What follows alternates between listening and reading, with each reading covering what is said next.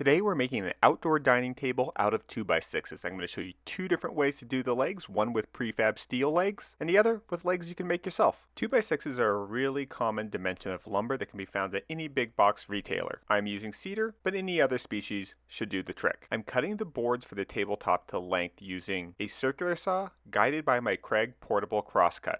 I sanded the cut boards with my Orbital Sander, starting with 150 grit and then working my way up to 220. I want to make a slatted tabletop with gaps that will allow rainwater to fall through. The Kreg Pocket Hole Jig 310 is a really low-cost DIY tool that makes turning individual boards into a tabletop quite easy. I'm starting with the middle boards, and after clamping the jig down, I drilled pocket holes in both directions. I placed these pocket holes about 8 to 10 inches apart, which is a little more than I would do if I was gluing up the edges of the board, but because this tabletop is going to rely a lot on these pocket holes, I added a few more than usual. One of the things I really like about Kreg pocket hole jigs is they allow you to take the most basic power tool, the cordless drill, and turn it into a device that's really useful in basic wood joinery. The board on the right is one of the end boards for the tabletop, so I only need to drill pocket holes in one direction. Now, drainage on an outdoor table will extend the life of the wood, and I'm just putting a few stainless steel washers in between the boards,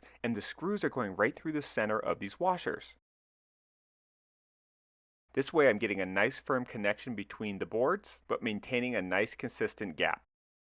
The 310 jig is a great way to start for beginners that are on a budget. But if you really want to get into fast production mode, I highly recommend the 720. This system locks into boards, and you can drill pairs of pocket holes quite quickly. This thing is really great. The lever locks in securely. There's a clamp so you can clamp it down to your work table, and you can even plug in a shop vac to handle the dust. I'm so used to doing indoor tables where you glue up the edges and use something like biscuit joints that I assumed I would need my expensive and heavy-duty clamps to hold the boards in place. But I actually found that I was able to use these smaller Kreg clamps and let the screws pull the boards together. Since this tabletop is going outside, I'm using coated screws 2 inches long. Now the first set of legs I'm going to use are heavy-duty spider legs from Semi-Exact. Not only are these powder-coated legs really cool looking, they're actually going to provide some additional support. They are also going to provide some additional structural support to the tabletop. I'm placing them at angles so that the attachment point spans multiple boards. This is one of the fastest ways I know how to make a nice sturdy outdoor table. And between the wood and the steel, you can do a lot of different color combinations. I'm going with casual turtle green on the steel legs, and for the top, I'm trying an outdoor wood stain from Cabot.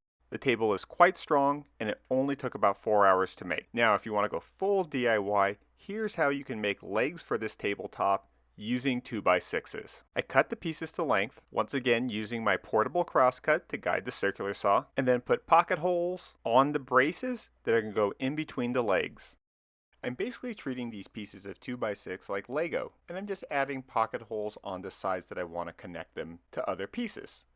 From here I can assemble each set of legs in just minutes. The legs are 28 inches long, and these inside braces are 20 inches. For the bottom brace, I just used a scrap piece of 2x6 to space it 1.5 inches up from the ground. This table is just 6 feet long, so I don't need a stretcher connecting the pairs of legs. If I was to go any longer though, I would just move the support more towards the middle of the height and pocket hole in a stretcher in between the two sets of legs. I lined up the pocket holes so that they'd all be facing the inside of underneath the table. This way it just keeps them a little bit more hidden. I screwed through the 2x6 at the top of the legs and into the bottom of the tabletop. From here I just applied some stain to match the tabletop, flipped the whole thing over, and there you have it. A really easy DIY outdoor table. This could seat 4 to 6 people pretty easily, although you could make the top longer. I wouldn't go too much wider, but you could also make the table a lot longer if you wanted. To learn more about the products that I use, look for the links in the description, and hit that subscribe button because I'm going to be making a lot more DIY projects with Kreg. Thanks for watching.